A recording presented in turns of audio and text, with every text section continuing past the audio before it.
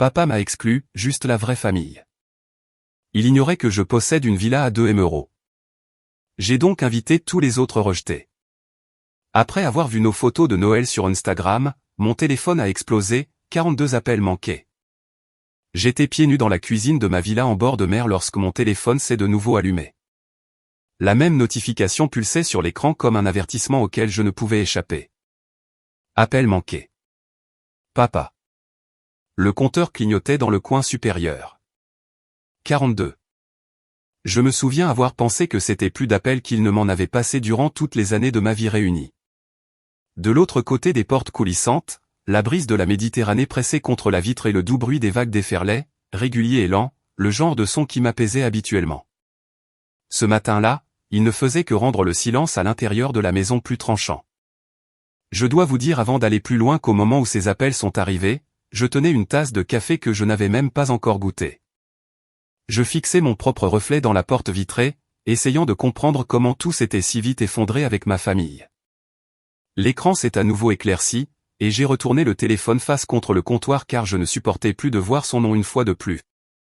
Le monde derrière ma fenêtre semblait chaud et doré.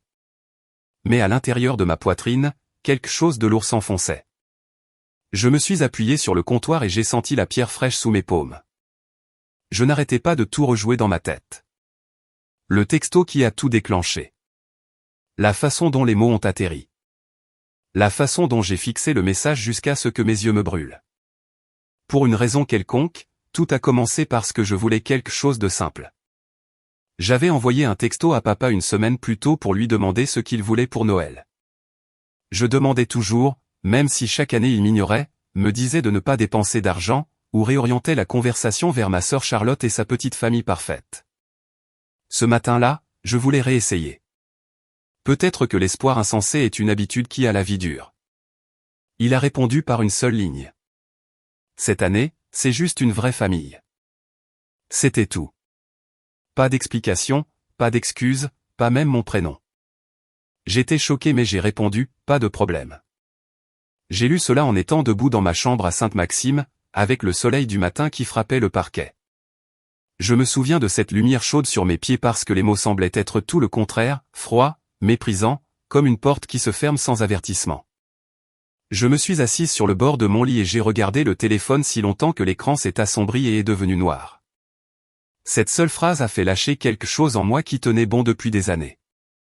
J'ai regardé autour de moi dans ma chambre les valises que j'avais déjà sorties et la pile de cadeaux que j'avais emballés pour ma nièce et mon neveu. J'avais réservé mon vol pour la maison des semaines plus tôt. Je rentrais toujours à la maison, même quand j'avais l'impression d'entrer dans une maison où personne ne me gardait de place, même quand ma mère faisait des commentaires sur la distance à laquelle je vivais.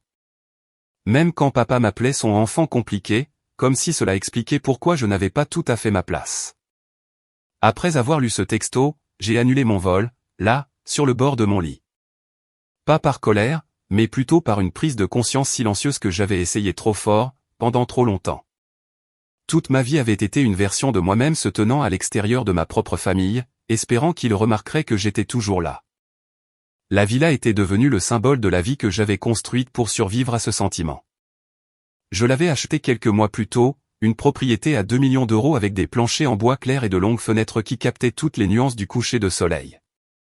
Je l'ai achetée après des années de labeur dans une petite start-up de logiciels à Toulouse. J'étais l'une des premières ingénieures à avoir tenu bon à travers toutes les longues nuits, tous les changements de cap, toutes les années où les salaires arrivaient en retard mais où les rêves restaient grands. Quand l'entreprise a finalement été vendue pour 200 millions d'euros, je suis parti avec un peu plus de 7 millions d'euros, assez pour que je puisse respirer pour la première fois de ma vie. Mais même après cette étape importante, je n'ai jamais dit à ma famille plus que le strict nécessaire. Ils ne demandaient jamais. Ils ne voulaient jamais de détails sur mon travail. Ils comprenaient à peine ce que je faisais dans la vie. Charlotte était celle dont ils se vantaient, la perle, la fille sur qui on pouvait compter, celle qui leur avait donné des petits-enfants. J'étais la fille qui s'était aventurée trop à l'ouest et qui avait choisi une vie qu'ils ne comprenaient pas. Alors j'ai construit la mienne, et j'ai choisi la Côte d'Azur parce que quand on grandit dans un endroit comme le Jura où les hivers s'étirent comme de longs monologues gris, on se met à rêver de chaleur, d'un air qui ne pique pas la peau. De se réveiller au son des oiseaux plutôt qu'au bruit du voisin qui gratte le givre d'un pare-brise. Quand je suis entré pour la première fois dans cette villa, l'air sentait légèrement le sel et les agrumes. L'agent immobilier n'arrêtait pas de parler de mètres carrés, mais tout ce que je voyais, c'était de l'espace pour respirer. Un espace qui ressemblait à une vie que je pouvais revendiquer sans m'excuser. J'ai signé le chèque et fermé la porte derrière moi cet après-midi-là, sachant que cet endroit contiendrait à la fois le futur que je choisissais et le passé que j'essayais de surmonter. Et cela me ramène à ce matin dans la cuisine. Le matin où le téléphone n'arrêtait pas de sonner parce que les gens qui m'avaient autrefois fait sentir comme une pièce rapportée avaient soudainement décidé qu'ils avaient besoin de moi, ou voulaient quelque chose de moi, ou se souciaient plus des apparences que de la vérité.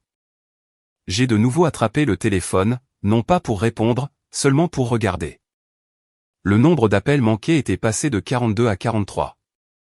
Le chiffre rouge a pulsé une fois avant que l'écran ne s'assombrisse. Je l'ai tenu un instant et l'ai pressé contre ma poitrine, non pas comme un réconfort, mais pour m'ancrer. Pour la première fois de ma vie, ce n'était pas moi qui courais après une place à table. C'était eux qui tendaient la main vers moi. Et je n'avais encore aucune idée de jusqu'où cette tempête allait voyager. Je ne savais qu'une chose. Le message qui avait tout déclenché avait fissuré quelque chose qui n'allait jamais se refermer de la même manière. Je me suis dirigé vers la fenêtre et j'ai regardé le rivage alors que le soleil montait plus haut. L'eau scintillait comme quelque chose de vivant et de constant. Une partie de moi se demandait si la paix venait toujours avec ce genre d'avertissement silencieux avant que tout ne change. Je suis resté là un long moment, le téléphone à la main, écoutant les vagues et essayant de calmer ma respiration, sachant au plus profond de moi que ce qui allait suivre allait me ramener à un endroit que je pensais avoir déjà fui. Parce que pour comprendre pourquoi ce petit texto m'a brisé comme il l'a fait, il faudrait voir d'où je viens. Il faudrait revenir avec moi dans une maison du nord du Jura où l'hiver durait la moitié de l'année et où le froid n'était pas seulement à l'extérieur des fenêtres. Il s'asseyait à notre table de cuisine.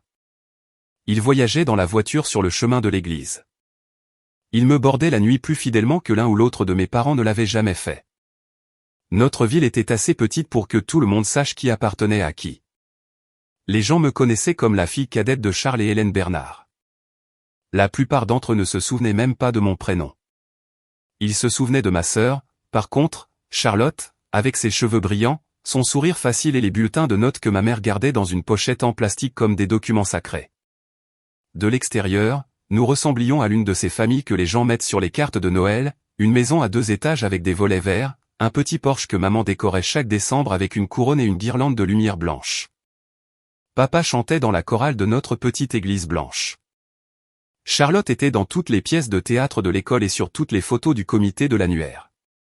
Moi, je marchais 2 pas derrière eux dans mes bottes trop grandes, essayant de ne pas glisser sur la glace.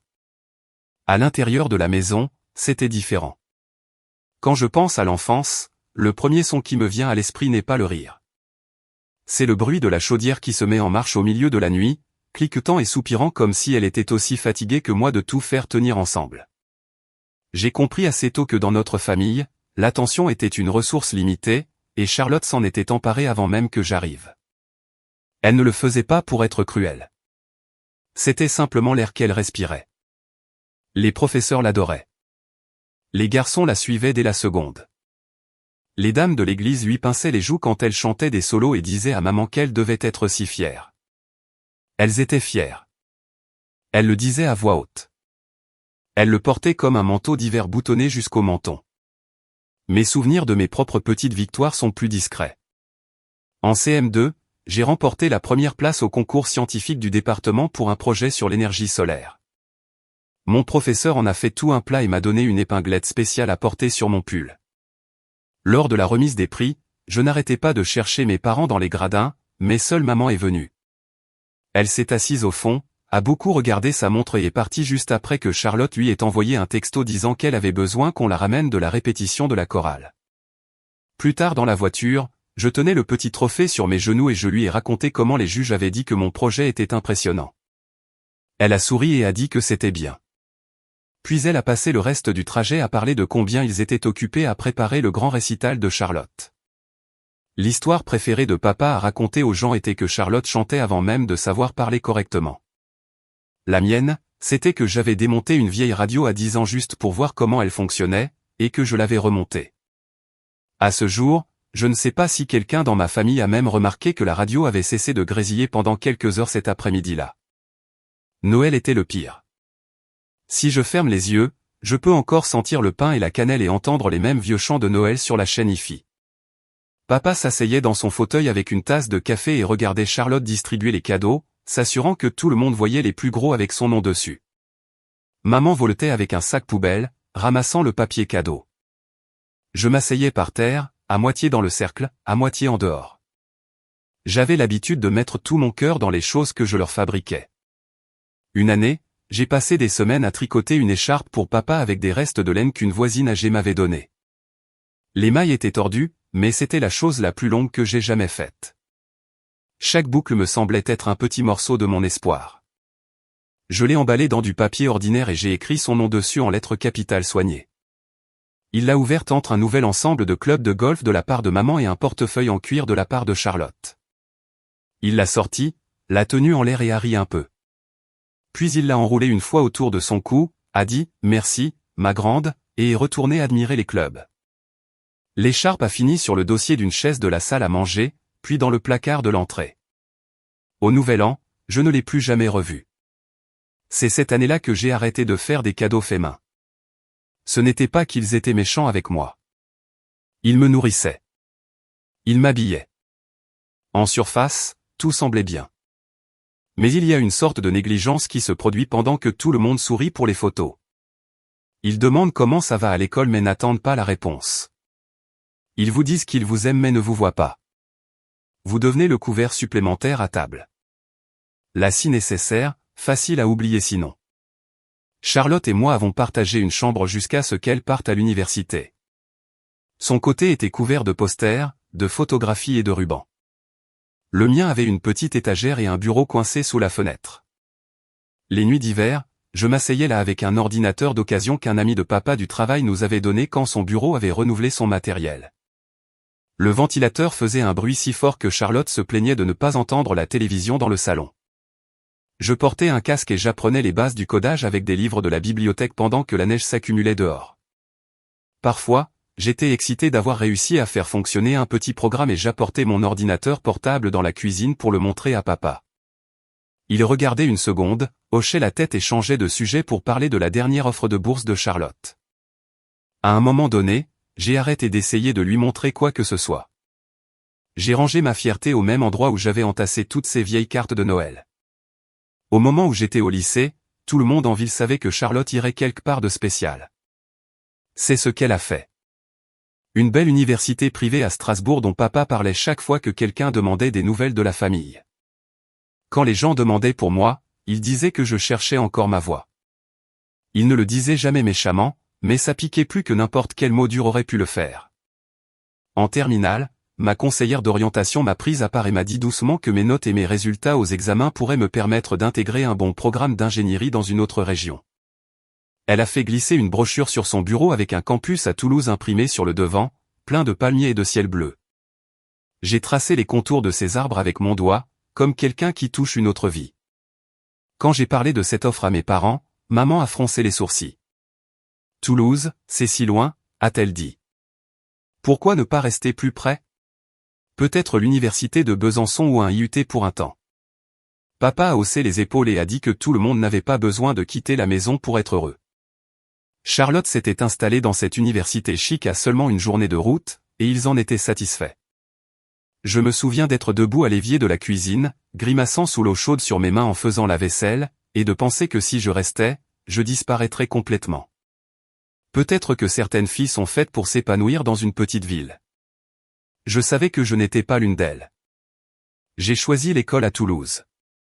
J'ai signé les papiers, accepté la bourse, et quand papa m'a dit qu'il ne comprenait pas pourquoi je voulais partir si loin, j'ai juste souri et lui ai dit que je voulais voir à quoi ressemblait un temps chaud à Noël. À l'époque, je n'aurais pas pu savoir qu'un jour je vivrais dans une maison où des palmiers se balanceraient vraiment devant mes fenêtres en décembre. Je savais seulement que le Jura me semblait être un manteau qui ne m'allait plus et que personne n'allait m'aider à l'enlever. La veille de mon départ pour l'université, je me suis assise sur les marches du perron avec ma valise faite à côté de moi, regardant les lampadaires briller sur la route tranquille. Charlotte était déjà repartie pour Strasbourg. Maman était à l'intérieur en train de plier du linge. Papa était dans son fauteuil en train de regarder un match tardif, le son flottant à travers la moustiquaire de la porte derrière moi. J'ai levé les yeux vers le ciel noir et j'ai fait une promesse privée que je n'ai pas dite à voix haute. Un jour, je construirai une vie où je n'aurai pas à mendier pour être vu. Un jour, j'aurai une maison qui serait chaude de part en part, pas seulement sur le thermostat. Ce que je ne savais pas alors, c'est que même après avoir quitté la maison où vous avez grandi, sa voix vous suit. Elle se manifeste dans votre façon de trop travailler, dans votre façon de tressaillir lorsque votre téléphone vibre avec un message de la famille. Elle attend des matins calmes des années plus tard dans une cuisine loin de ce vieux Porsche. Et elle sait toujours comment appuyer sur vos points sensibles avec quelques petits mots. Cette année, c'est juste une vraie famille. Je suis retourné à l'intérieur de la villa, mon téléphone encore chaud dans ma main. La marée avait changé dehors, mais quelque chose en moi se sentait encore plus instable. J'ai essayé de m'en débarrasser en entrant dans la cuisine. L'air sentait légèrement le citron du spray nettoyant que j'avais utilisé plus tôt. Le silence semblait plus lourd que d'habitude, comme si les murs savaient ce qui allait arriver bien avant moi. J'ai ouvert le frigo, j'ai fixé une boîte d'œufs dont je n'avais pas faim, puis je l'ai refermée. Mon esprit n'arrêtait pas de rejouer le message sec de papa. Les mots « tu ne fais pas partie de la vraie famille cette année » se trouvaient quelque part entre ma poitrine et mon estomac, comme une pierre qui ne voulait pas bouger. J'ai tiré une chaise à la petite table à manger et je me suis assise, massant la tension entre mes sourcils avec 2 doigts. Mon téléphone a de nouveau vibré. Cette fois, c'était un texto de Valérie, ma tante du côté de ma mère. La seule personne de toute la famille qui ne m'avait jamais fait sentir comme une étrangère. « Tu vas bien, ma puce ?» J'ai répondu lentement. « J'ai juste besoin d'une seconde. » Papa a dit que c'était seulement la vraie famille cette année. Sa réponse est arrivée presque instantanément. Cet homme oublie qu'il a élevé. Viens passer Noël avec nous en Bretagne si tu veux. On a plein de place. J'ai souri à l'écran, mais ma gorge s'est serrée au lieu de se détendre. Je voulais ce réconfort. Sa cuisine chaleureuse et sa maison parfumée au cèdre. Sa façon simple de me regarder qui ne portait jamais de déception. Mais j'avais passé des années à me dire qu'un jour papa me verrait pour qui j'étais vraiment. J'avais voulu que ce Noël soit ce jour-là. J'ai repoussé ma chaise et je suis allé dans le salon. La villa était lumineuse même la nuit, avec des lumières douces nichées dans les coins et les larges fenêtres captant les reflets de l'océan. Cet endroit me semblait encore irréel. Ma propre villa, achetée avec mon propre argent après plus d'une décennie à joindre les 2 bouts dans la tech. De longues heures solitaires à mon bureau. De longues nuits à déboguer du code jusqu'à ce que mes yeux me brûlent. Chaque petite promotion, chaque appel ignoré de la maison chaque fois que je voulais partager une bonne nouvelle. Tout cela m'avait mené ici. Je me suis affalé sur le canapé et j'ai laissé ma tête retomber en arrière. Le bruit du ressac flottait à travers les portes coulissantes. D'habitude, ça me calmait. Ce soir, ça ne faisait que rendre l'endroit plus grand, plus vide. Mon téléphone a de nouveau vibré. Cette fois, c'était Aurélie, mon ancienne colocataire de Lyon et l'une de mes amies les plus proches. Elle n'envoyait presque jamais de texto la nuit, sauf si quelque chose n'allait pas. J'ai vu ton message tout à l'heure. Tu n'as pas l'air bien. Tu veux parler ? Je l'ai appelée. Elle a décroché avant la fin de la première sonnerie. Et, qu'est-ce qui s'est passé ? Sa voix était chaude et stable. Je me suis senti me détendre un tout petit peu. Charles a dit qu'il ne veut qu'une vraie famille pour Noël. J'ai dit que je voulais le surprendre avec quelque chose et il m'a juste fermé la porte au nez. Il y eut une longue respiration de son côté. Ça fait mal. Je suis désolé, ma chérie. J'ai fixé un point au plafond jusqu'à ce qu'il se brouille. J'ai acheté cette villa en pensant que je pourrais enfin les inviter quelque part de bien. Je pensais que ça compterait. J'essayais même de trouver ce que papa aime vraiment pour lui offrir un cadeau qui ne ressemble pas à quelque chose pris sur un présentoir de station-service. Je ne sais pas pourquoi je me suis donné cette peine. Tu t'es donné cette peine parce que tu essaies toujours de guérir quelque chose qui n'a jamais été à toi de porter. Sa voix s'est adoucie. Tu as tout fait correctement. Parfois, les parents ne voient pas l'adulte en face d'eux. Ils ne voient que l'enfant qu'ils ont construit dans leur tête. J'ai laissé ces mots s'imprégner. Ils piquaient, mais d'une manière différente. Une manière qui clarifiait. Je suppose que je voulais juste un Noël où je n'aurais pas à faire semblant que ça m'allait d'être la pièce en trop. Aurélie a fait un petit bruit de compréhension. Alors ne fais pas semblant. Pas cette fois. Viens le passer avec des gens qui te veulent. Je me suis penché en avant, les coudes sur les genoux, les mains jointes. L'idée m'a réchauffé, mais quelque chose en moi s'y opposait.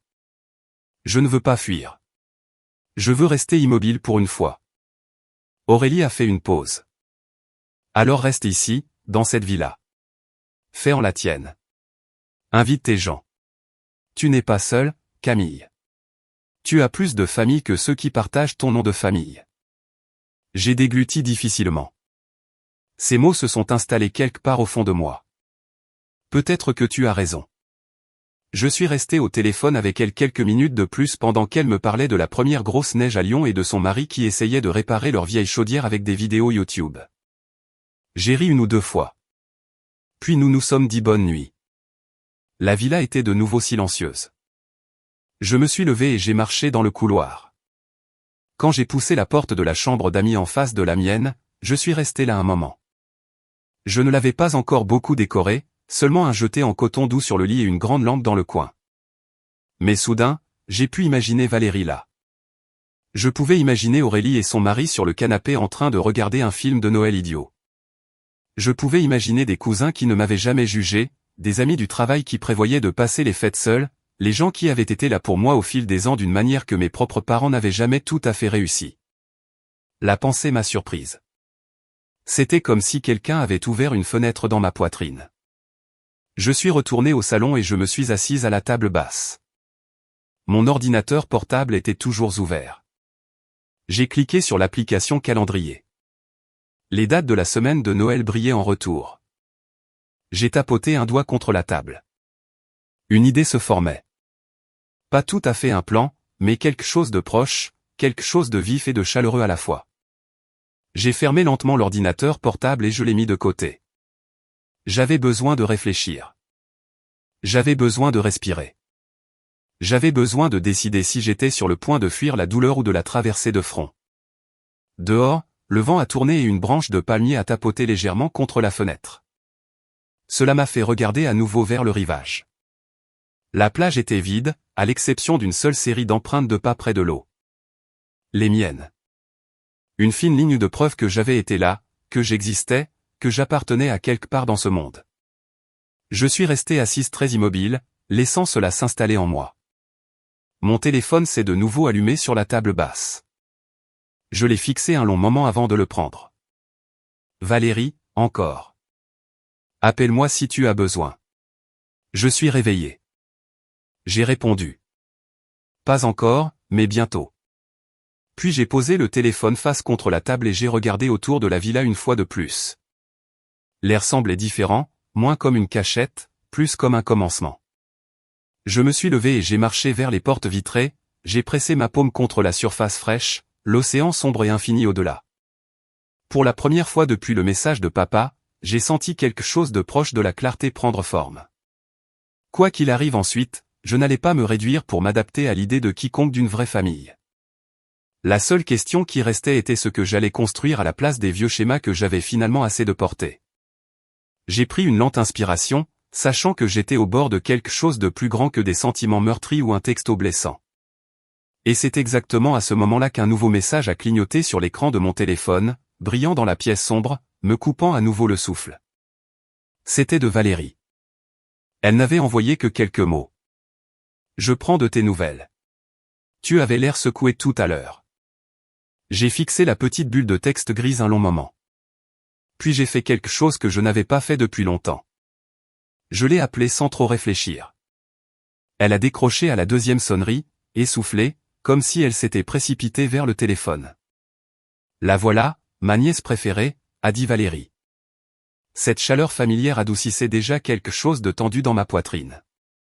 Dis-moi ce que ton père a encore fait. J'ai ri une fois, un son court et fatigué. Je lui ai parlé du message, de la façon dont j'avais tendu la main pour Noël et de la façon dont il avait répondu avec cette phrase sur la vraie famille. Comment ce n'était pas la première fois qu'il me mettait à l'écart, mais que cette fois, ça avait atterri différemment. Valérie n'a pas interrompu. Je pouvais entendre une télévision murmurer faiblement en arrière-plan et le faible cliquetis de la vaisselle. Elle devait être debout dans sa petite cuisine à Cancale. Une main sur la hanche, secouant la tête. Quand j'ai fini, elle a laissé échapper une longue respiration. Cet homme était têtu à 8 ans, et il n'a jamais changé, a-t-elle dit. Mais laisse-moi te dire ceci, Camille. Le sang ne sait pas toujours comment se comporter comme une famille. Parfois, les gens qui sont là pour toi ne sont pas ceux de ton arbre généalogique. Je me suis appuyé contre le comptoir et j'ai fermé les yeux. Je déteste que ça fasse encore aussi mal, j'ai dit. Je suis une adulte. J'ai un bon travail, un toit et de l'argent à la banque. Mais un texto de sa part et je me sens de nouveau comme si j'avais 10 ans. C'est parce que tu n'as jamais eu ce que tu aurais dû avoir de lui, a-t-elle dit doucement. Quand un père ne te voit pas, cette blessure reste sensible. Il y a eu une pause, puis elle a ajouté, tu sais que tu es la bienvenue ici pour Noël. Denis et moi serions ravis de t'avoir. Je ferai cette tarte au chocolat que tu aimes. J'ai souri. Je pouvais presque sentir sa cuisine à travers le téléphone. Le beurre, le sucre, la légère odeur de fumée de bois du poêle. Je sais, j'ai dit. Et je pourrais bien accepter un jour. Mais en ce moment, je suis assise dans cette grande maison sur la Côte d'Azur et je n'arrête pas de penser à toutes les personnes qui ont vraiment été là pour moi. Et je commence à me demander pourquoi je n'ai jamais essayé de les mettre dans la même pièce. Valérie est restée silencieuse une seconde. Puis elle a ri. Un son chaud et surpris. Ça ressemble à une idée, a-t-elle dit. Nous sommes restés au téléphone pendant que je parcourais la villa. Mes pieds nus chuchotant contre le sol. Je lui ai dit combien il y avait de chambres, comment les chambres d'amis avaient leur propre salle de bain, comment le salon s'ouvrait directement sur la terrasse et le sable au-delà. Cet endroit est fait pour plus que moi mangeant des plats à emporter sur le canapé, j'ai dit. Alors remplis-le, a-t-elle répondu. Invite ta vraie famille. Les mots sont restés en suspens entre nous. Vraie famille. Pour la première fois, cette expression ne m'a pas fait tressaillir. Elle m'a rendu curieuse. Après avoir raccroché, je me suis assise à la table de la salle à manger avec mon ordinateur portable et un bloc-notes. Vieille habitude. Chaque fois que la vie semblait trop grande, je faisais des listes. Les listes donnaient au chaos l'impression d'être quelque chose que je pouvais maîtriser. En haut de la page, j'ai écrit Noël, puis je l'ai souligné. Le premier nom que j'ai écrit était Valérie et Denis. C'était facile. Ils m'avaient ouvert leur maison tant de fois quand j'étais enfant. Quand les choses devenaient tendues chez mes parents, maman m'envoyait rendre visite à sa sœur pour un week-end. Valérie n'a jamais fait en sorte que ça ressemble à un exil. Elle en a fait un sanctuaire. Puis j'ai ajouté Élodie. Techniquement, elle était ma cousine, la fille de Valérie, mais elle avait toujours été plus comme une petite sœur. C'est elle qui s'asseyait avec moi sur les marches arrière lors des réunions de famille quand les adultes devenaient trop bruyants, chuchotant des blagues pour me faire rire. Après cela, les noms sont venus plus vite. Inès de Lyon, qui avait été ma colocataire ma deuxième année d'université quand je venais d'arriver à Toulouse. C'est elle qui m'a mis un cupcake dans les mains le jour où mon premier petit ami sérieux m'a largué et m'a dit que tout homme qui ne pouvait pas gérer une femme avec des opinions ne méritait pas de dessert. Mathieu de Toulouse, un collègue ingénieur qui m'avait discrètement glissé un chèque une fois où notre start-up traversait une période difficile et que la moitié des salaires de l'équipe étaient retardés. Il avait juste dit, rembourse-moi quand tu pourras, et n'en avait plus jamais parlé. Je l'avais remboursé avec des intérêts, mais la gentillesse était restée. Il y avait aussi Geneviève et Gérard, le couple de retraités qui avaient vécu en face de mon appartement à Lyon pendant quelques années avant que je déménage sur la Côte d'Azur. Quand ma voiture est tombée en panne, Gérard m'avait conduite au travail pendant une semaine. Quand j'ai eu une grippe si forte que je ne pouvais pas me tenir debout, Geneviève avait laissé de la soupe à ma porte et prenait de mes nouvelles toutes les quelques heures. J'ai regardé la liste et j'ai senti quelque chose se détendre dans ma poitrine. Aucune de ces personnes ne partageait mon nom de famille. Aucune d'entre elles ne s'était jamais assise à la table de salle à manger formelle de mes parents, mais chacune d'entre elles avait été là pour moi quand la vie était devenue compliquée. J'ai rapproché mon ordinateur portable et j'ai ouvert un site de réservation de vol. Mes doigts ont plané au-dessus des touches. Un instant, la vieille voix est revenue, celle qui ressemblait étrangement à celle de mon père. Pour qui te prends-tu?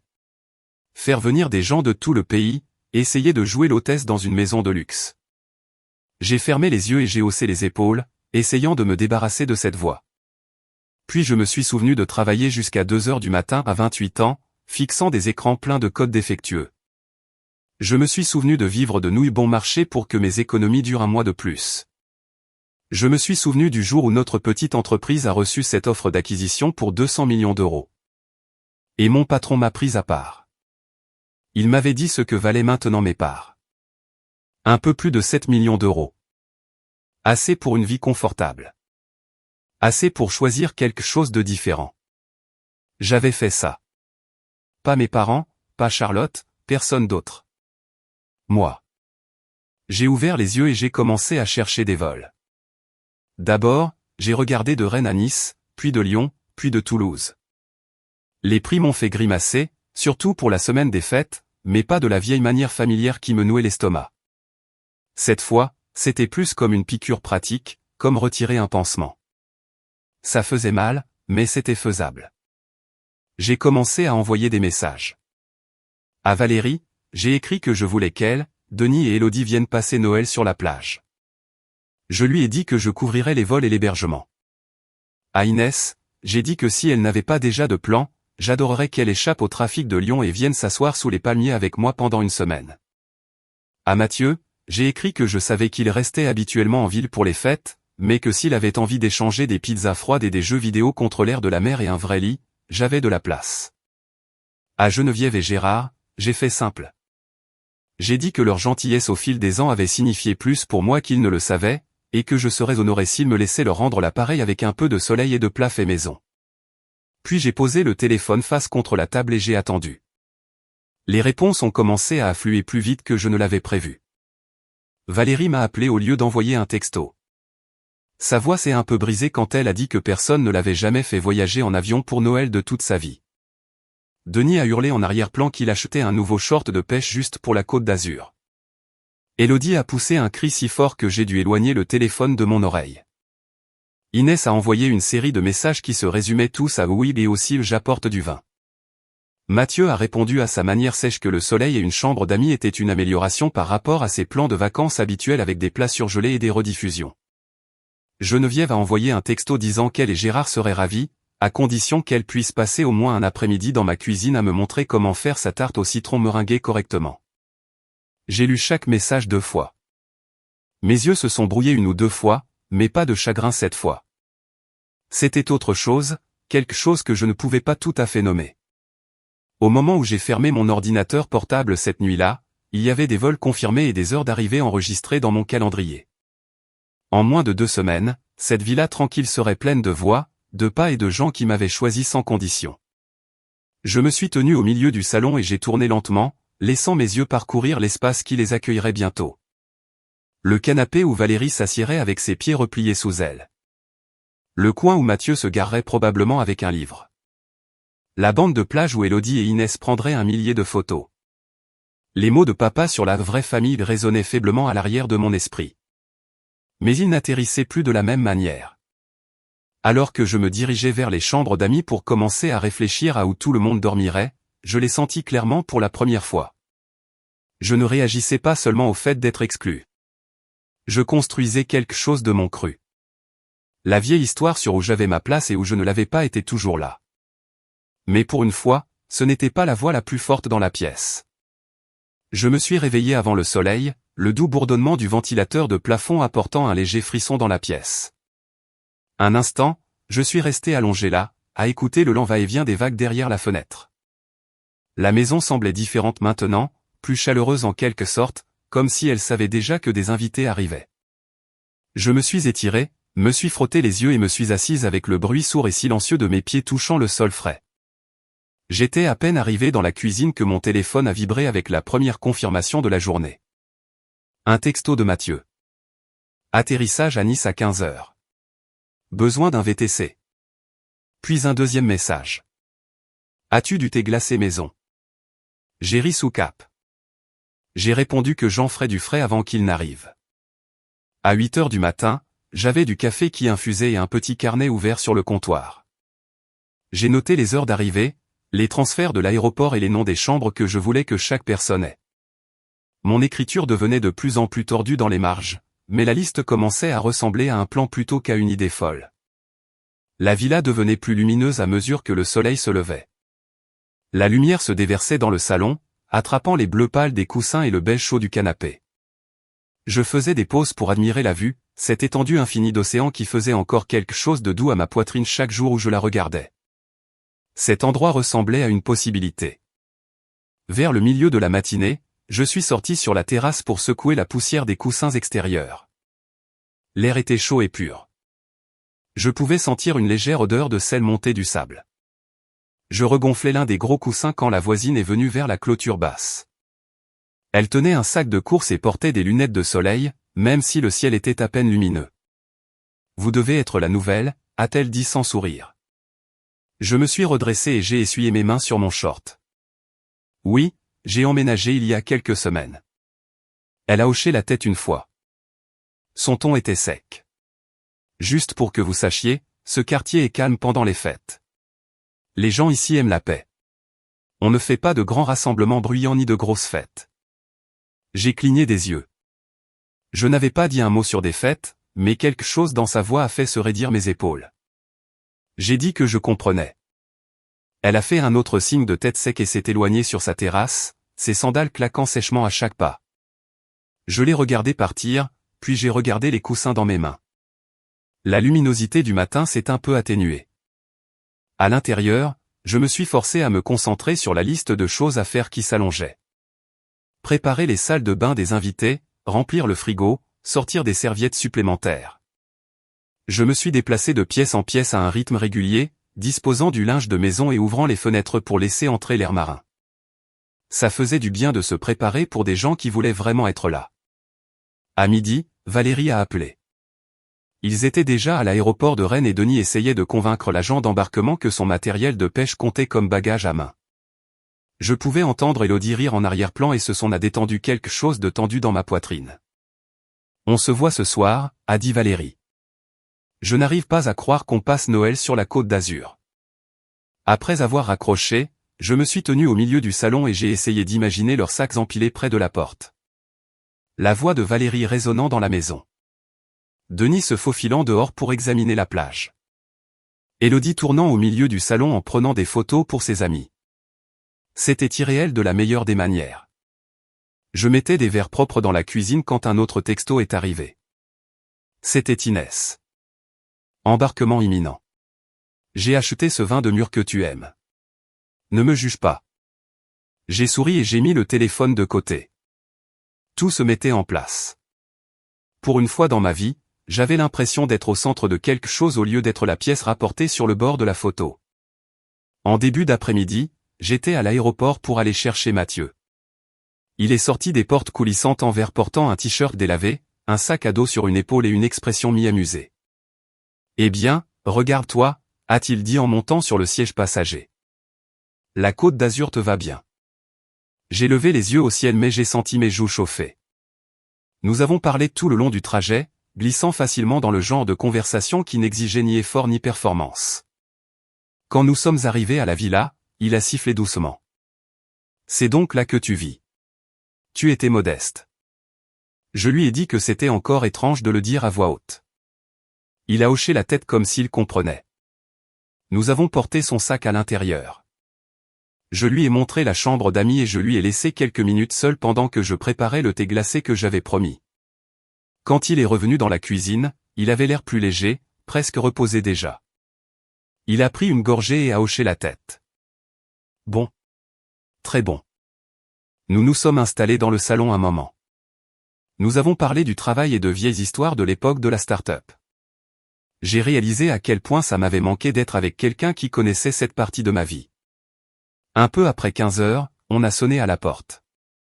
Je suis allé à l'entrée et j'ai ouvert pour voir Geneviève et Gérard debout là avec de petits sacs de voyage et de grands sourires. « Tu vis au paradis », a dit Geneviève en entrant. « Mon Dieu, regarde cet endroit. » Je les ai serrés dans mes bras. Gérard a enlevé sa casquette et s'est essuyé le front, secouant la tête devant la taille du salon. « Ça bat Lyon de loin », a-t-il dit doucement. J'ai aidé à porter leur sac dans la chambre d'amis avec la literie bleue tendre et la vue sur l'océan. Geneviève a chuchoté qu'elle avait l'impression d'être entrée dans un magazine. À 16 heures, la villa a commencé à ressembler à un foyer. Les conversations flottaient de la cuisine et du salon. Mathieu et Gérard parlaient déjà de pêche. Geneviève ouvrait les placards pour m'aider à décider où mettre les plats à dessert. Les sons chaleureux remplissaient tous les espaces vides que j'avais fait semblant de ne pas remarquer auparavant. Je suis sorti sur la terrasse un moment, laissant la porte se refermer doucement derrière moi. L'air sentait le sel. Les vagues étaient régulières. Pendant une minute, je me suis senti complètement immobile à l'intérieur, comme si tout s'était enfin mis en place. C'est à ce moment-là que mon téléphone a vibré brusquement. J'ai jeté un coup d'œil à l'écran, m'attendant à une autre mise à jour de vol. Au lieu de cela, c'était une notification. Une identification d'Élodie, une photo qu'elle avait postée. Je l'ai ouverte lentement. Sur la photo, Mathieu était debout sur la terrasse, tenant une boisson fraîche, l'océan brillant derrière lui. Geneviève était dans le coin du cadre, souriant à quelque chose hors champ. La légende disait « Vacances en famille ». Mon souffle s'est coupé. Mon doigt a plané au-dessus de l'écran. Il y avait déjà des commentaires. C'est la maison de ta cousine? C'est tout ça, la Côte d'Azur? Waouh! Puis un de plus, de Charlotte. Est-ce que papa est là aussi? Ma poitrine s'est serrée. J'ai regardé l'horizon. Un vent léger a frôlé mes jambes. Quelque part à l'intérieur de la villa, j'ai entendu des rires. C'était comme s'ils appartenaient à un monde dont je venais de sortir. Le téléphone a de nouveau vibré. Une deuxième notification. Puis une troisième. Mon nom était mentionné. Quelqu'un partageait la photo. Une petite étincelle d'effroi s'est allumée à la base de ma colonne vertébrale. À l'intérieur de la maison, quelqu'un a appelé mon nom, mais je suis resté immobile sur cette terrasse avec le téléphone vibrant dans ma main, la photo brûlant vivement sur l'écran, sentant que ce moment était celui où tout commencerait à changer à nouveau. Et j'avais raison. Même si je ne savais pas à quel point j'avais raison jusqu'à ce que les notifications commencent à s'empiler sur mon écran comme de la neige qui tombe. Au début, c'était juste la routine. Quelques j'aime des amis d'Élodie. Quelques petits cœurs de gens que je ne connaissais pas. Puis j'ai vu mon nom de famille dans un commentaire de quelqu'un du Jura. Une femme qui avait chanté avec maman dans la chorale de l'église depuis que j'étais enfant. Les Bernards sont sur la Côte d'Azur maintenant. Je vois. C'est magnifique. Un autre commentaire est apparu en dessous. Je pensais qu'il passait toujours Noël à la maison. Ma poitrine s'est serrée. C'était comme être observé par le trou d'une serrure. Puis j'ai vu le commentaire de Charlotte, 5 mots qui m'ont retourné l'estomac.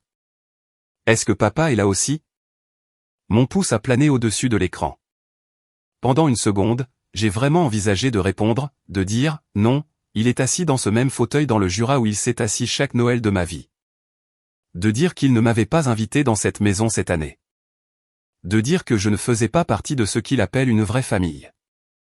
Au lieu de ça, j'ai appuyé sur le bouton latéral et le téléphone s'est éteint. À l'intérieur, quelqu'un a de nouveau appelé mon nom. J'ai fait coulisser la porte et je suis retourné dans le salon, glissant le téléphone dans ma poche comme de la contrebande.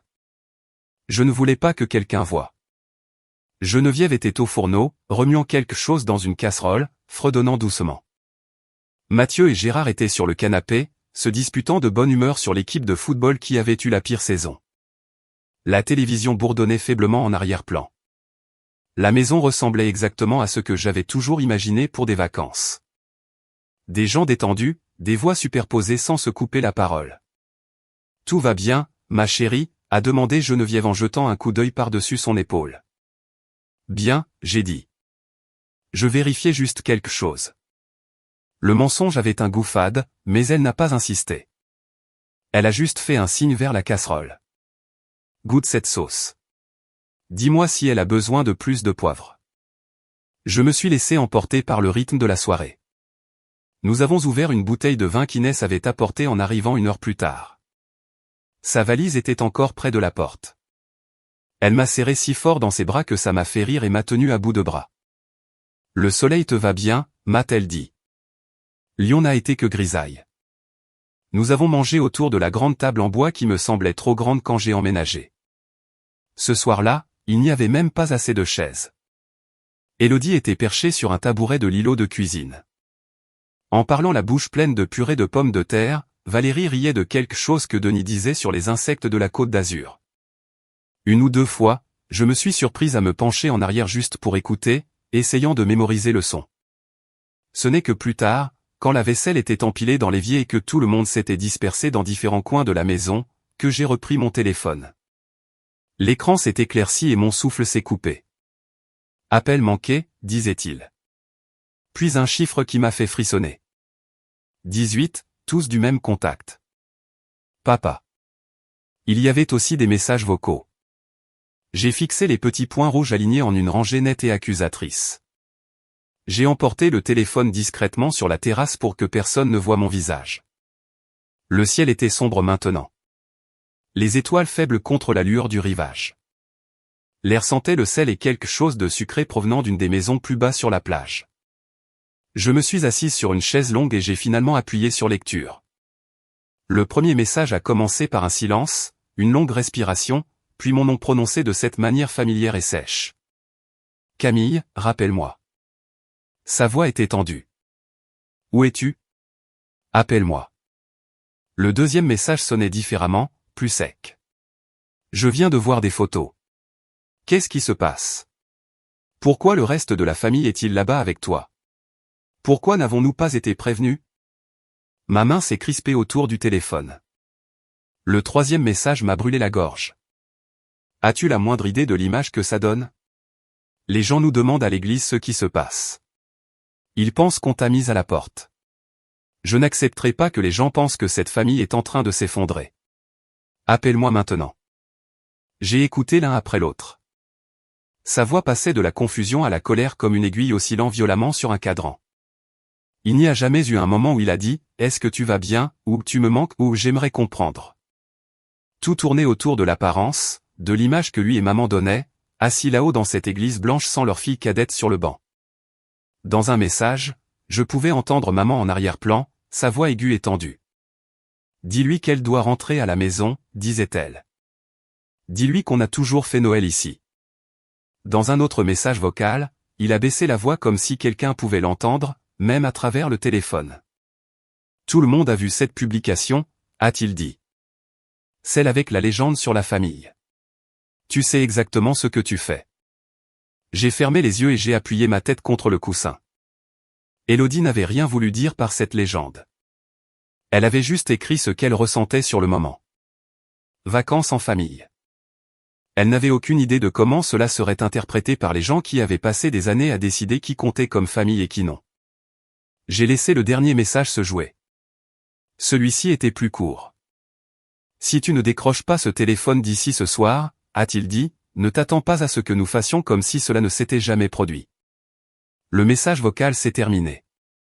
L'océan a rempli le silence. J'ai réalisé que mes épaules étaient remontées jusqu'à mes oreilles. Je les ai laissées retomber.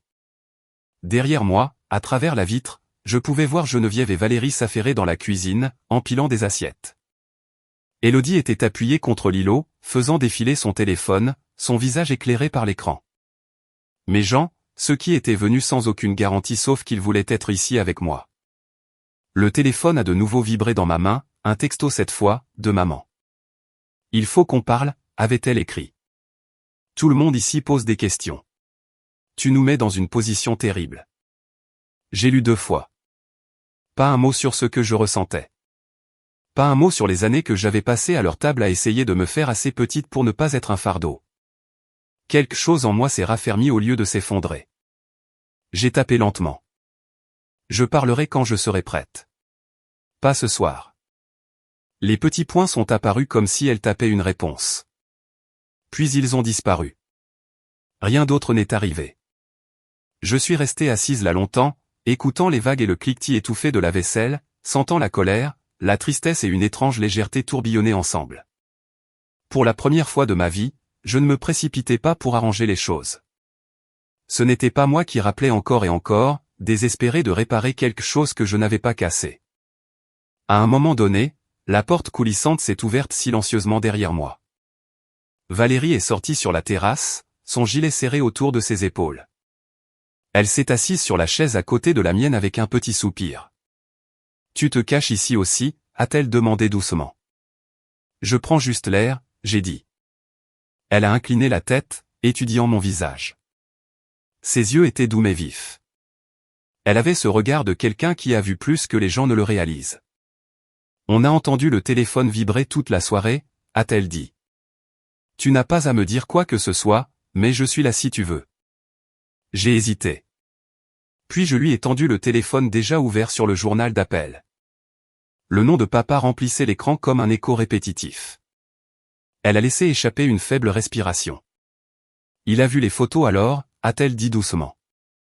On dirait bien, j'ai répondu. Il y a eu une longue pause. Nous pouvions entendre l'océan respirer. Les gens là-haut parlent, a-t-elle dit enfin. Ta mère m'a appelé tout à l'heure, avant qu'on aille à l'aéroport. Elle avait l'air secouée. Elle a dit que les gens à l'église chuchotaient que quelque chose devait s'être passé pour que tu sois sur la côte d'Azur sans eux et que nous soyons ici avec toi. J'ai regardé dans le noir. Donc, c'est à propos de ce que les autres pensent, comme d'habitude.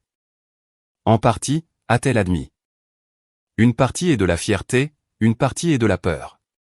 Cette ville a une histoire bien propre. Ils ne savent pas quoi faire quand l'image se fissure. Nous sommes restés en silence un autre moment. Je pouvais sentir qu'elle tournait quelque chose dans son esprit. Quand elle a de nouveau parlé, sa voix avait changé, plus basse, plus stable. Camille, il y a autre chose, a-t-elle dit. Ton père n'a pas seulement appelé ta mère et te laissé ses messages. J'ai tourné la tête pour la regarder. La lumière du Porsche jetait une lueur douce sur son visage. Elle avait l'air soudainement plus âgée que cet après-midi quand elle était arrivée à ma porte avec sa valise et ce grand sourire excité. Il m'a appelé aussi, a-t-elle dit. Juste avant le dîner. Et tu devrais probablement savoir ce qu'il m'a demandé. Mes doigts se sont resserrés sur le bras de la chaise. La lumière du Porsche projetait une douce lueur jaune sur son visage, mais ses yeux semblaient plus sombres que d'habitude. Qu'est-ce qu'il voulait, ai-je demandé, même si une partie de moi le savait déjà. Valérie a frotté son pouce sur le bord de sa manche comme si elle essayait d'effacer quelque chose qui ne voulait pas partir. Il voulait ton adresse, a-t-elle dit. Il a dit qu'il avait besoin de te voir en personne. Les mots se sont installés entre nous comme une pierre jetée dans une eau calme. Pendant une seconde, tout ce que j'entendais, c'était l'océan. La longue traction de la marée contre le sable. Quand, ai-je demandé. En début d'après-midi, a-t-elle répondu. Juste après le déjeuner. Nous finissions de faire nos valises. Il avait l'air perturbé mais calme. Trop calme.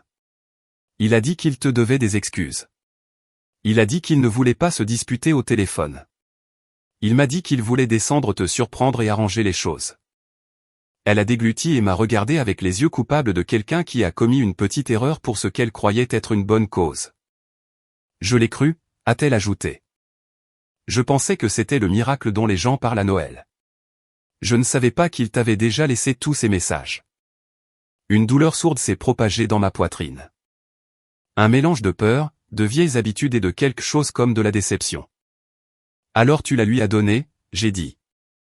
Elle a hoché la tête. Oui. Je lui ai donné la rue et le numéro de la maison. Il a demandé à quel aéroport il devait atterrir. Je lui ai parlé de Nice. Il a dit qu'il vérifierait les vols dès que nous aurions raccroché. La partie pratique de mon cerveau s'est activée avant que la partie émotionnelle ne puisse m'engloutir. Bas-Mulhouse vers Paris, Paris vers Nice, ou peut-être Genève vers Nice. Les voyages pendant les fêtes, les vols complets, les retards, les correspondances manquées.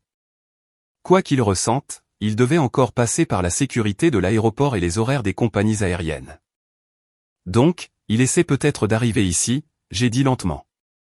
Mais il n'est pas encore là. Ça lui prendra au moins jusqu'à demain. Valérie a laissé échapper un souffle qui était resté coincé quelque part entre ses côtes et sa gorge. C'est ce que je pense, a-t-elle dit. Ce n'est pas comme s'il pouvait sauter dans un bus et se retrouver sur ton seuil en 2 heures. Ça prendra du temps. Je ne voulais juste pas que tu entres dans la cuisine demain matin et que tu le trouves là, sans avertissement. J'ai regardé par-dessus la ligne sombre de l'eau. L'horizon était à peine visible, juste une fine différence entre le bleu profond et le noir. Quelque part là-bas, le monde que j'avais laissé derrière moi tournait dans son orbite froide familière, essayant de me ramener. Merci de me l'avoir dit, j'ai dit. Je sais que tu essayais seulement d'aider. Elle s'est approchée et m'a serré la main. Je voulais que ce Noël guérisse quelque chose, a-t-elle dit.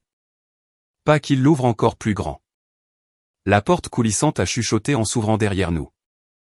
Je me suis retourné pour voir Mathieu sortir sur la terrasse. La lumière de la cuisine l'a encadré un instant avant que la lueur plus douce de la lumière du porche ne prenne le relais.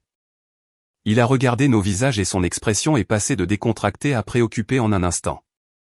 Tout va bien, a-t-il demandé. J'ai essayé de répondre, mais les mots se sont emmêlés quelque part dans ma gorge. Valérie a parlé à la place. Ton père m'a appelé tout à l'heure, a-t-elle dit, s'adressant à lui comme s'il faisait aussi partie de ce conseil de famille. Il la cherche. Il essaie de venir ici. Mathieu m'a jeté un regard, puis est revenu vers elle. Ce soir, a-t-il demandé. Valérie a secoué la tête. Peu probable. Il a seulement commencé à regarder les vols cet après-midi. Tu sais comment sont les voyages à cette période de l'année. S'il trouve quelque chose, ce sera probablement demain. Mathieu s'est approché et s'est appuyé sur la balustrade à côté de moi. Sa voix a baissé juste assez pour que je sache qu'il s'adressait à moi, pas seulement en l'air. Alors, on a du temps, a-t-il dit. C'est déjà ça. Tu ne vas pas ouvrir cette porte et le trouver là ce soir. Tu peux décider comment utiliser ces heures avant qu'il n'arrive. J'ai laissé mes épaules s'affaisser un peu, la tension s'échappant juste assez pour respirer. L'idée qu'il soit en route me retournait l'estomac, mais la pensée qu'il apparaisse de nulle part sans avertissement avait été pire. À l'intérieur de la maison, la lumière et le son se déversaient à travers la vitre. Le rire d'Élodie s'est élevé au-dessus du cliquetis des casseroles.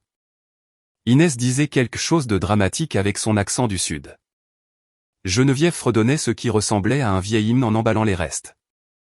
La vie qui se déroulait dans cette maison semblait réelle et chaleureuse et complètement distincte de la tempête qui se formait à des centaines de kilomètres de là. Je devrais rentrer, j'ai dit doucement. Ils n'ont pas besoin de passer toute la soirée à sentir mon anxiété. Valérie m'a jeté un regard doux et compatissant. Tu n'as pas à faire semblant que tout va bien, a-t-elle dit. Pas avec nous. Je sais, j'ai répondu. Mais je sais aussi que c'est le premier Noël qui m'a jamais semblé m'appartenir. J'aimerais y vivre une soirée avant qu'il ne se transforme en autre chose. Elle a soupiré, puis a hoché la tête. C'est juste, a-t-elle dit. On s'occupera de demain quand il arrivera. Elle m'a donné une dernière pression sur le bras et est rentrée à l'intérieur. Mathieu est resté à côté de moi un autre moment. Nous regardions tous les deux l'eau sombre. Tu veux que je sois à proximité quand il arrivera, a-t-il demandé. J'y ai réfléchi. La version enfant de moi voulait dire que je m'en occuperais seul. La femme adulte que j'essayais d'être savait mieux. Oui, j'ai dit. Mais je voudrais peut-être lui parler d'abord. Juste moi? Je ne suis pas encore sûr. Il a hoché la tête.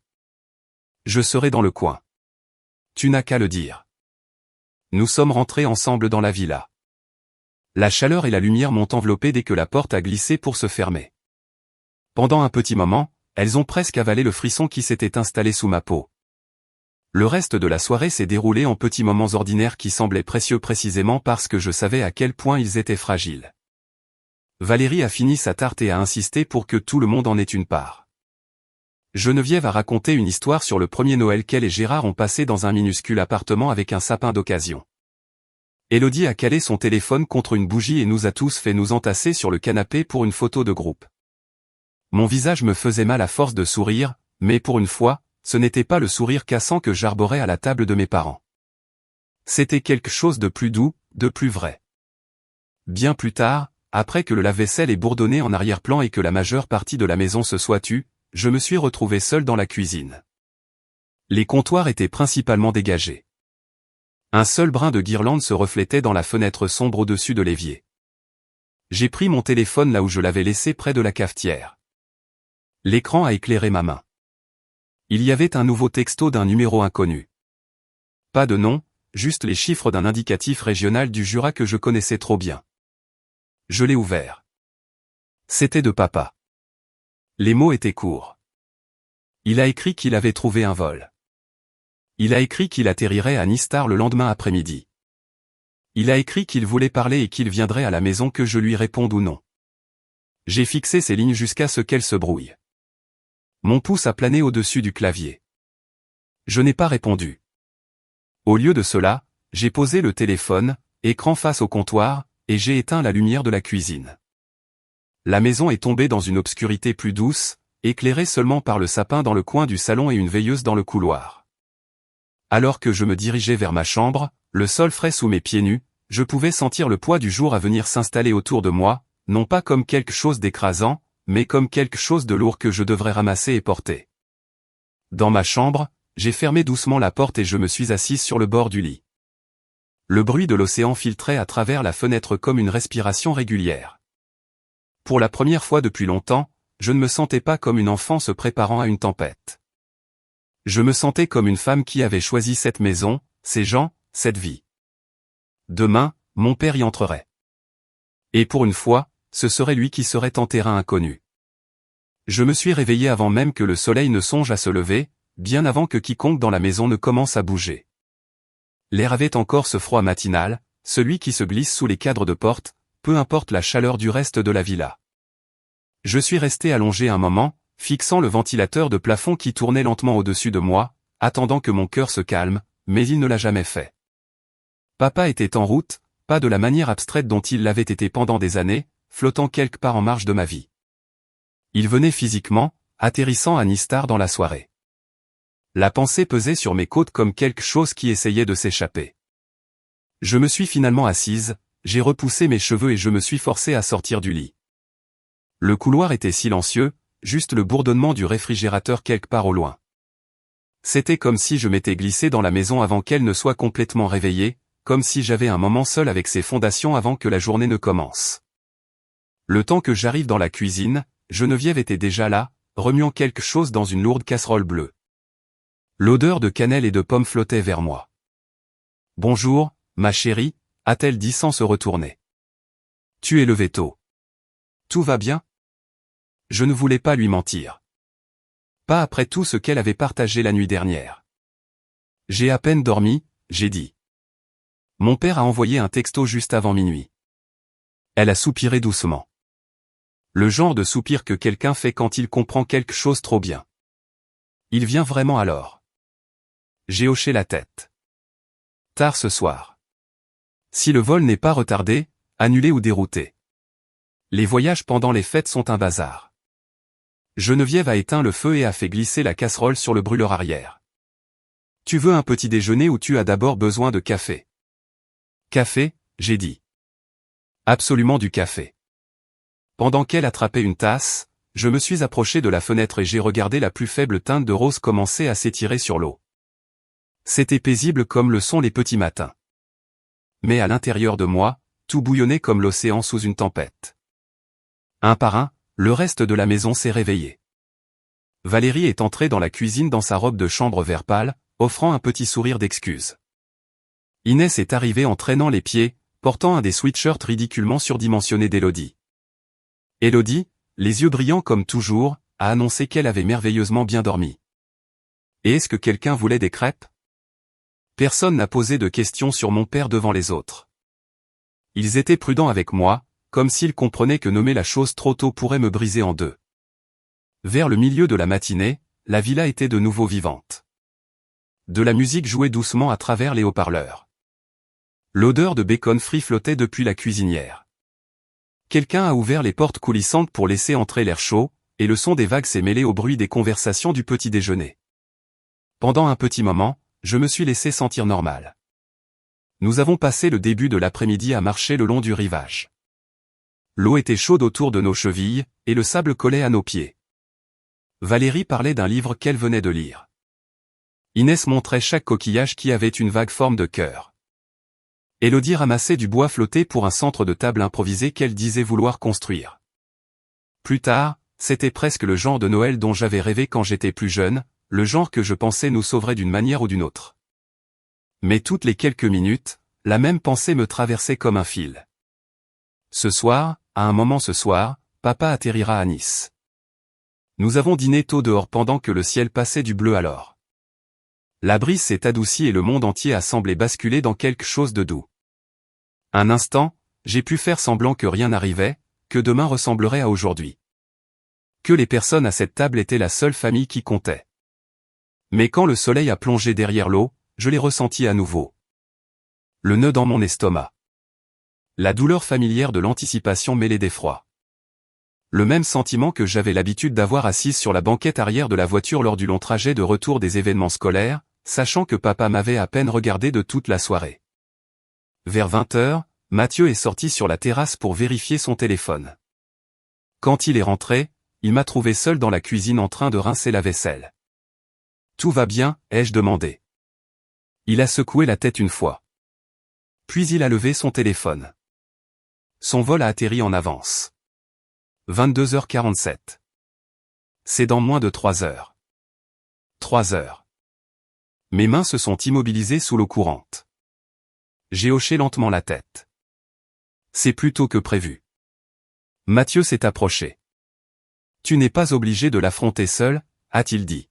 « Dis un mot et je serai juste à côté de toi. Ou tu n'es pas obligé de l'affronter du tout.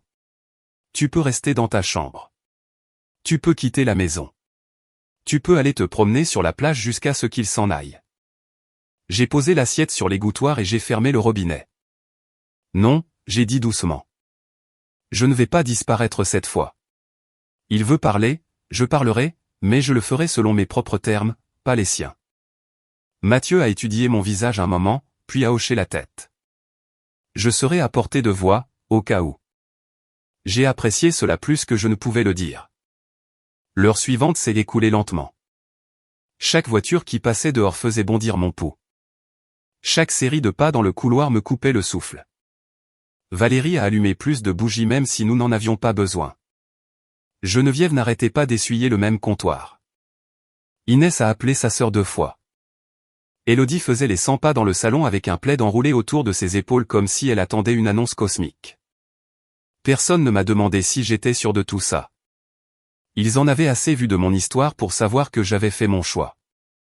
À 21h30, je suis finalement allé dans ma chambre pour me changer en quelque chose de confortable mais de présentable. Un pull bleu doux, un jean propre, mes cheveux attachés lâchement. Je ne voulais pas avoir l'air fragile. Mais je ne voulais pas non plus avoir l'air blindé. Je voulais juste avoir l'air de moi-même. À 22h10, mon téléphone a vibré. Une seule ligne. Atterri. Pas d'autres mots. Je l'ai fixé une longue seconde. Puis j'ai glissé mon téléphone dans ma poche et je suis sorti dans la pièce principale. Les lampes projetaient une lueur chaude sur les murs. Mes invités étaient assis, dispersés sur les canapés et les chaises. Silencieux maintenant, me regardant comme on regarde une marée qui se retire trop loin. Il est là, j'ai dit. Personne n'a bougé. Personne n'a respiré.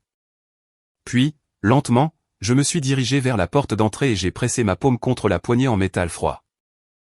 J'ai pris une longue inspiration, puis une autre, et je l'ai ouverte. L'air de la nuit s'est engouffré, mais il n'était pas encore là. L'allée était vide, juste une rue calme, une brise chaude, un moment en suspens avec moi. Je suis sorti en haut des marches et j'ai attendu, sachant que quelque part dans le noir, sa voiture de location se frayait un chemin sur cette route tranquille de la Côte d'Azur, transportant toutes les années dont nous n'avions jamais parlé. Toute la douleur qui n'avait jamais eu d'endroit où aller, tous les mots qu'il pensait enfin dire en m'atteignant. Je suis resté là, me préparant, tandis que le vent chaud soulevait mes cheveux et que le bruit de l'océan s'élevait derrière moi. Il était proche, plus proche qu'il ne l'avait été depuis longtemps. Et les prochaines minutes allaient tout changer. Je suis resté là, à regarder la route, attendant que des phares apparaissent. Des phares sont finalement apparus au bout de la route. Une approche lente, régulière et sans hâte, comme si le conducteur essayait de se ressaisir avant d'atteindre la maison. Je me tenais en haut des marches, les mains posées légèrement sur la rampe, forçant ma respiration à rester régulière. Derrière moi, la villa brillait d'une lumière douce, le silence de mes invités pressant doucement contre le silence extérieur. Personne n'est venu à la porte. Ils me laissaient de l'espace, mais je pouvais sentir leur présence comme un filet silencieux, prêt à me rattraper si je faiblissais. La voiture a tourné dans mon allée et s'est arrêtée. Le moteur s'est tu pendant un long moment. Rien ne s'est passé. Puis la portière du conducteur s'est ouverte et mon père est sorti. Il avait l'air plus vieux que la dernière fois que je l'avais vu. l'air nocturne de la Côte d'Azur a repoussé un peu sa veste alors qu'il se tenait là, essayant de trouver les mots qu'il avait probablement répétés pendant tout le vol. Il a levé les yeux vers moi, pas en colère, pas triomphant, pas même sur la défensive, juste fatigué et incertain d'une manière que je n'avais jamais vue auparavant. « Camille » a-t-il dit doucement. Sa voix a parcouru la courte distance entre nous et s'est installée juste sous mes côtes. J'ai descendu une marche, puis une autre, jusqu'à ce que nous ne soyons plus qu'à quelques mètres l'un de l'autre. J'ai eu tes messages, j'ai dit. Tous. Il a grimacé à cela. Je m'en doutais. J'avais peur que tu ne répondes pas si j'essayais à nouveau. Je n'ai pas répondu, j'ai dit. Ma voix est restée égale. Je n'étais pas prête à parler. Il a hoché la tête comme s'il le méritait. Peut-être que oui. Une brise s'est levée de l'océan et est passée entre nous. Le bruit des vagues montait et descendait comme un lent battement de cœur. Il s'est raclé la gorge. J'ai vu les photos. Toutes. Tu avais l'air heureuse. Tout le monde avait l'air heureux.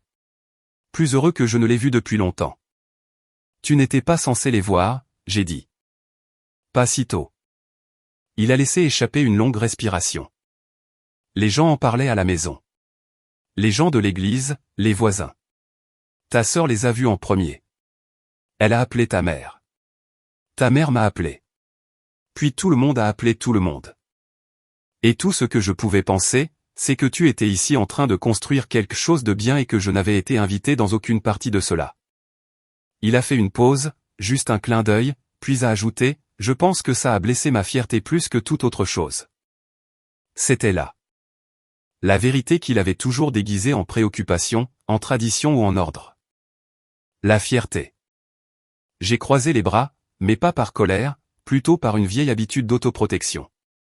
Tu m'as dit que cette année était réservée aux vraies familles. C'est ce que tu as texté. Il a fermé les yeux un moment. Quand il les a rouverts, ils étaient vitreux sous la lumière du porche. J'ai dit ça sans réfléchir, sans considérer comment ça te sonnerait. Je fais ça depuis longtemps. Parler d'abord, réfléchir ensuite. Tu méritais mieux. J'ai senti quelque chose changer en moi. Pas le pardon. Pas encore. Mais le début de la clarté. Tu savais que je rentrerais en avion, j'ai dit. Tu savais que je le faisais toujours. Tu savais que je ferais le voyage même si les routes étaient mauvaises ou les aéroports bondés. Et tu as quand même envoyé ce message. Il s'est frotté l'arrière du cou comme si le poids des années s'y était accumulé. Je pensais que tu avais ta propre vie maintenant. Grand travail, grand succès. Tu semblais toujours loin, comme si tu n'avais plus besoin de nous, comme si Charlotte et les garçons avaient plus besoin de nous. Il y avait cette piqûre familière, la vieille hiérarchie, le vieil ordre. J'ai ma propre vie, j'ai dit. Je la construis depuis longtemps. Sans grande aide de ta part, mais avoir besoin des gens n'est pas la même chose qu'avoir besoin d'approbation. Il a baissé les yeux sur le gravier sous ses pieds. Pendant un long moment, il n'a pas bougé. Puis il a dit, je suis désolé, Camille. Vraiment. Je sais que je t'ai blessé. Pas seulement cette année, depuis des années, peut-être pendant la plus grande partie de ta vie. Je ne sais pas comment réparer tout ça.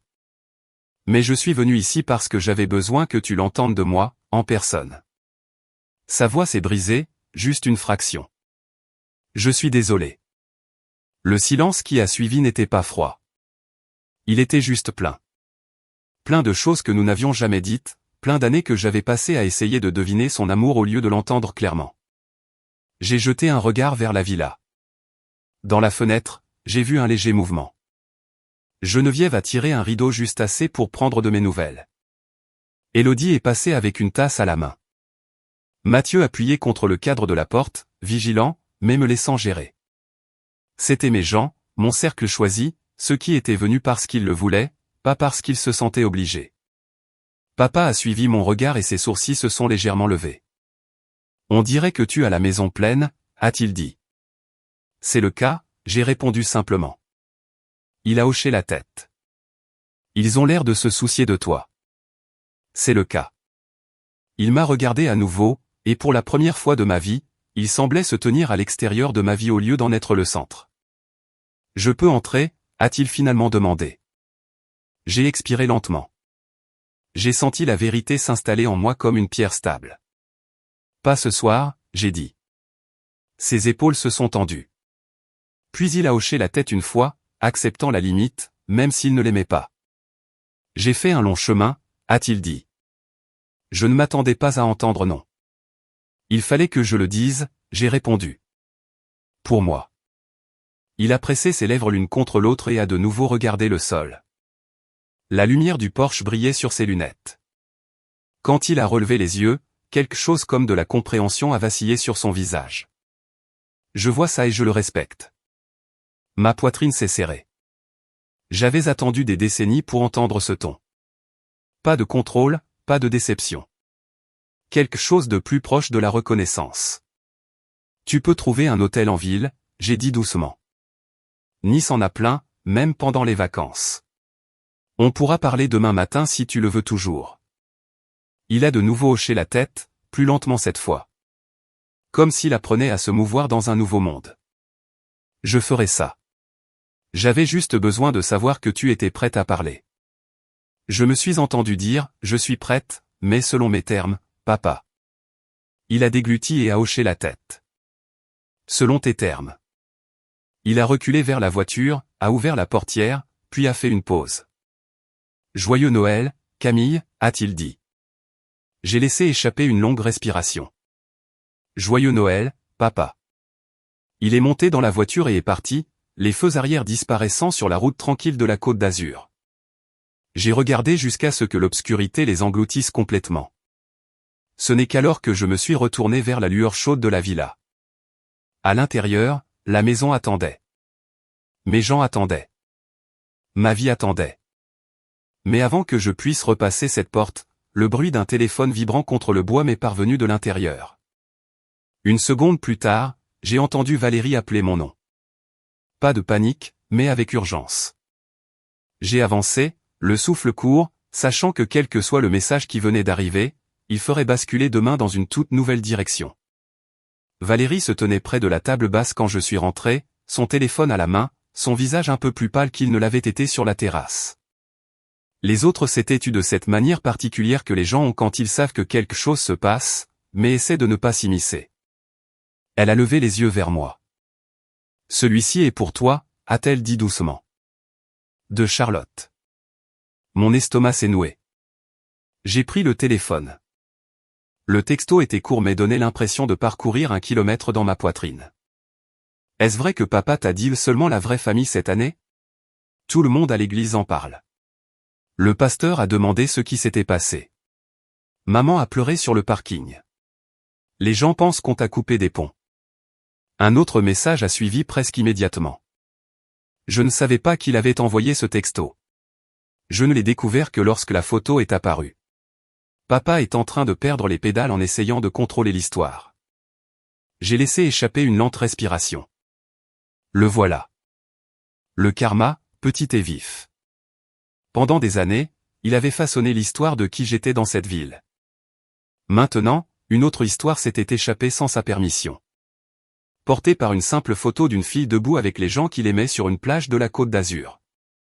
J'ai rendu le téléphone à Valérie. Merci, j'ai dit. Je lui répondrai demain. Tu n'as pas à faire tout ça ce soir, a-t-elle dit.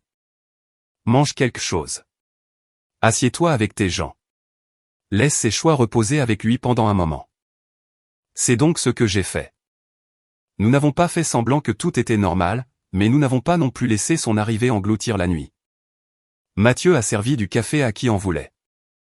Inès a mis un film de Noël idiot et a coupé le son, le laissant scintiller en arrière-plan comme un tableau en mouvement.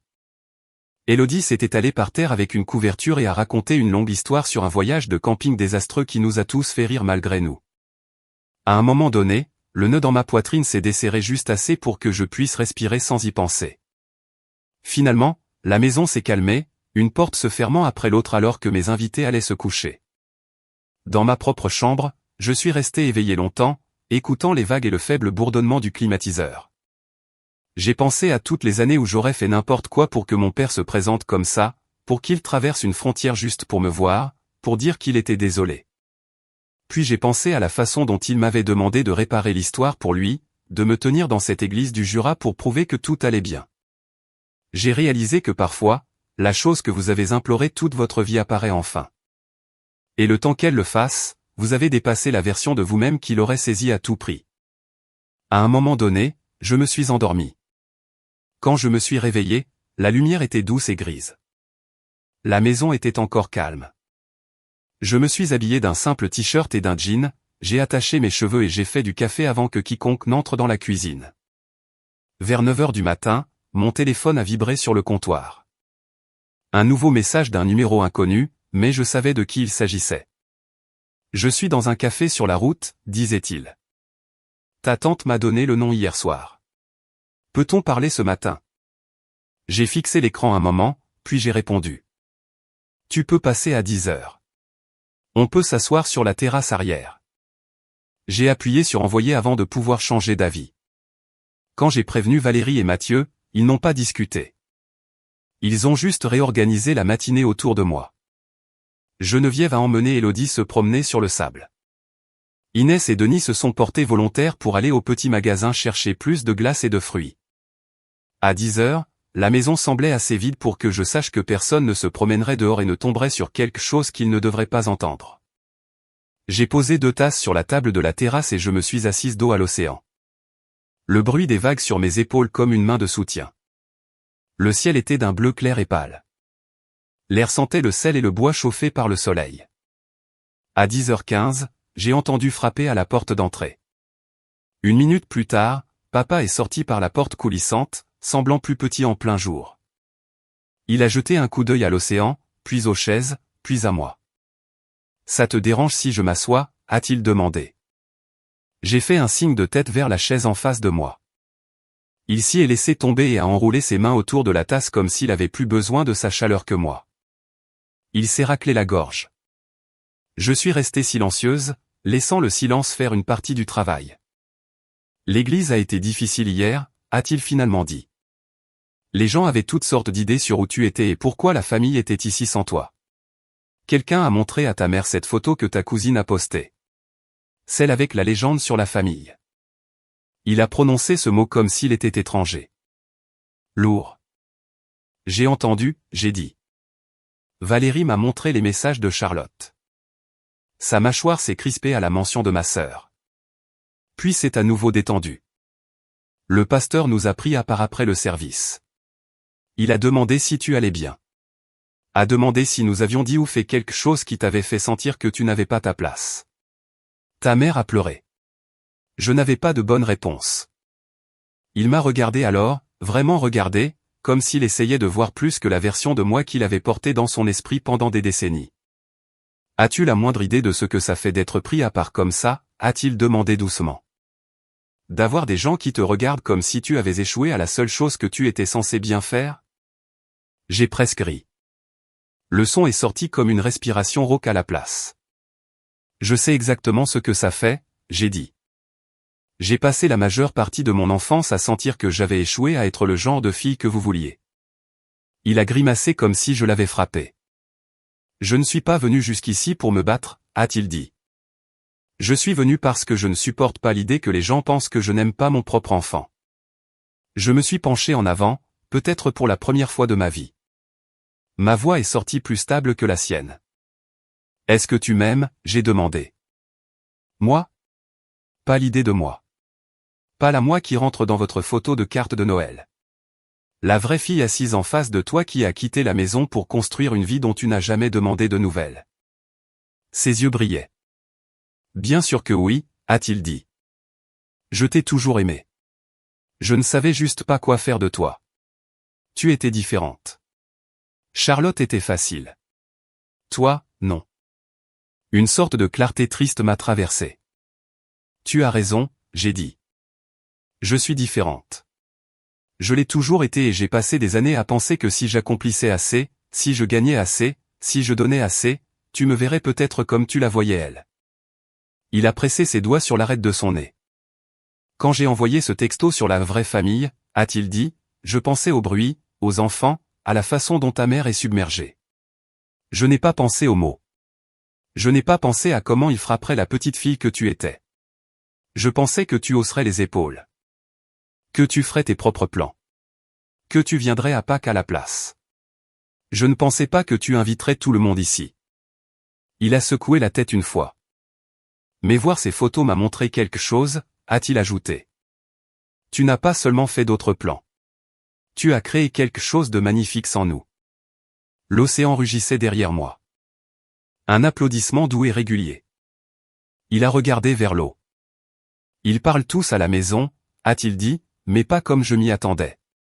Quelques femmes de l'église ont dit à ta mère qu'elles étaient fières de toi. On dit qu'elles auraient aimé être aussi courageuses quand elles étaient plus jeunes. Mon vieux copain de pêche m'a demandé pourquoi il n'avait jamais entendu parler de ton entreprise, de cette maison. Il m'a regardé comme si j'avais dormi pendant 20 ans. C'était sa conséquence. Je l'ai réalisé. Pas une humiliation publique dramatique, juste un lent dénouement de l'image qu'il avait entretenue fil par fil alors que les gens réalisaient qu'il avait omis des parties de sa propre histoire. Il a pris une inspiration. Je t'ai demandé hier soir de rentrer à la maison et de te tenir à nos côtés, a-t-il dit. Pour faire comme si tout allait bien. C'était mal. C'était pour moi, pas pour toi. Je le vois maintenant. Je n'ai rien dit. J'ai juste attendu. Il s'est forcé à croiser mon regard. Donc, je ne vais pas te demander de faire ça, a-t-il dit. Je ne vais demander qu'une seule chose. S'il y a un moyen pour nous d'avoir quelque chose de différent à partir de maintenant, je le veux. Même si c'est plus petit que ce que je pensais. Plus petit, honnête, imparfait. Les mots se sont mis en place en moi. Voici ce que je peux offrir, j'ai dit. Je peux rester en contact. Je peux appeler pendant les fêtes. Je peux rendre visite si je me sens respecté. Mais je ne vais plus faire semblant. Je ne vais pas me tenir dans une église juste pour arranger une histoire pour toi. Et si tu m'envoies un jour un message comme celui-là à nouveau, tu n'auras plus de nouvelles de moi pendant longtemps. Il a tressailli, puis a hoché la tête.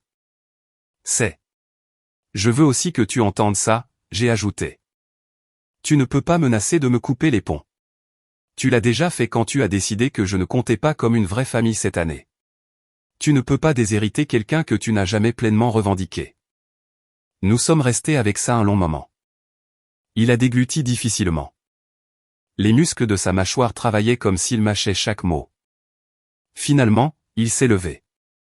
Je devrais te laisser retourner à tes invités, a-t-il dit. J'ai une chambre près de l'aéroport.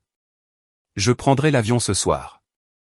Il a regardé le patio une dernière fois, la vue sur l'eau, les chaises attendant les gens qui m'avaient choisi sans condition. Tu as bien fait, a-t-il dit, presque pour lui-même. Avec cet endroit, avec ces gens. Merci, j'ai répondu. Je l'ai fait sans toi. Il a hoché la tête une fois, acceptant cela comme un fait plutôt qu'une accusation. Puis il a traversé la maison, a offert un bref bonjour et au revoir à quiconque croisait son chemin, et est parti. Je l'ai regardé descendre les marches et longer le côté de la maison. Je suis resté là jusqu'à ce que le bruit de sa voiture de location s'estompe sur la route, et la seule chose que je pouvais à nouveau entendre était l'océan et les rires lointains du salon. Plus tard cet après-midi-là, mon téléphone a vibré avec un nouveau message de Charlotte. Charles m'a dit ce que tu as dit, a-t-elle écrit. Je sais que ce n'est pas ma place, mais je suis contente que tu l'aies enfin fait. Je suis désolée pour le rôle que j'ai joué. Je me sentais spéciale d'être la favorite. Maintenant, je me sens juste petite. Si jamais tu veux une relation de sœur qui ne soit pas construite sur ce vieux bazar, je suis prête à essayer. Un autre de maman est arrivé ce soir-là. J'ai revu les photos de la Côte d'Azur, a-t-elle écrit. Geneviève m'en a envoyé. Tu as l'air heureuse. J'espère qu'un jour je serai assez courageuse pour m'asseoir à cette table avec toi. Je suis désolée pour la façon dont je t'ai manqué. Je ne suis pas prête à le dire à voix haute devant tout le monde, mais je peux le dire ici. La vieille moi se serait précipitée pour répondre tout de suite, lissant, réparant et rassurant. Cette version de moi a d'abord fait une promenade sur le sable, a laissé la marée monter et descendre autour de mes chevilles pendant que le ciel devenait rose et orange au-dessus. J'ai regardé Valérie et Élodie ramasser des coquillages sur la plage. J'ai vu Mathieu faire des ricochets avec Gérard. J'ai entendu Inès raconter une histoire folle à Denis avec cet accent chantant. Ma vie ici maintenant est pleine. Puis je me suis assise sur un tronc de bois flotté et j'ai tapé lentement. À Charlotte, J'ai écrit que j'étais prête à voir à quoi pourrait ressembler un nouveau type de sororité, une conversation à la fois. À maman, j'ai écrit que je l'avais entendu, que ces mots comptaient, et que je serais ouverte à en parler davantage quand elle serait prête à le faire sans faire semblant. Le lendemain, mes invités ont commencé à partir, un VTC à la fois. Il y a eu de longues étreintes à la porte, des promesses de revenir l'année prochaine. Des boîtes de restes pressées dans les mains pour les vols de retour. Geneviève m'a embrassé sur la joue et m'a dit de toujours garder du beurre en plus dans le frigo. Inès m'a fait jurer que nous en ferions une tradition. Valérie m'a tenu le plus longtemps et a chuchoté qu'elle était fière de moi d'une manière qui n'avait rien à voir avec les titres de poste ou les maisons. Après que la dernière valise soit allée dans le coffre et que la dernière voiture se soit éloignée, la villa est redevenue silencieuse. Mais c'était un silence différent de celui que j'avais connu auparavant. Celui-ci était plein d'échos. Des rires dans les murs, des pas dans le couloir. Le souvenir d'une table où tout le monde avait une place. Ce soir-là, je me suis assise sur la terrasse avec une couverture autour de mes épaules et j'ai regardé la lune tracer un chemin d'argent sur l'eau. Mon téléphone reposait à côté de moi, écran sombre. Pour une fois, je n'ai pas ressenti le besoin de vérifier qui pourrait appeler ou quelle crise pourrait m'attendre. J'ai pensé à ce premier texto de mon père. Cette année, c'était juste une vraie famille. J'ai pensé aux 42 appels qu'il avait jetés dans le vide quand il a réalisé qu'il ne pouvait plus contrôler l'histoire. J'ai pensé à la manière silencieuse dont je lui avais finalement dit non, et j'ai regardé la vieille dynamique se fissurer en plein milieu. Les gens pensent que la vengeance doit être bruyante, des portes qui claquent, des disputes, des scènes publiques. Mais assise là, la nuit m'enveloppant et l'océan respirant régulièrement dans mon dos, j'ai réalisé que ma vengeance avait été beaucoup plus silencieuse que ça. J'ai construit une vie qui n'avait pas besoin de son approbation. J'ai choisi des gens qui m'ont choisi en retour. J'ai arrêté de jouer un rôle. J'ai laissé ces mots reposer avec lui au lieu de me précipiter pour les lui arracher des mains. Parfois, la chose la plus bruyante que vous puissiez faire est de ne rien dire et de continuer à bien vivre.